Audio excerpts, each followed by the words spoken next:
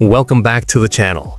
In this video, I'll show you how to add safe mode to the Windows 11 boot menu for easier troubleshooting. Safe mode is one of the most effective ways to figure out what's wrong with your PC because it strips Windows down to the basics. That way, you can tell if the issue is coming from a third-party app, malware, or something else. The problem is that starting safe mode every time can be a hassle, so let's make it part of your boot menu. The first method uses command prompt. Open command prompt by searching for it in the start menu or by typing cmd into the run dialog box with Windows plus R. Once the window opens, type the command bcdedit/set boot manager display boot menu yes and press enter. If you see the message the operation completed successfully, you're good to go. Now restart your computer. When it boots up, you'll see the boot menu screen.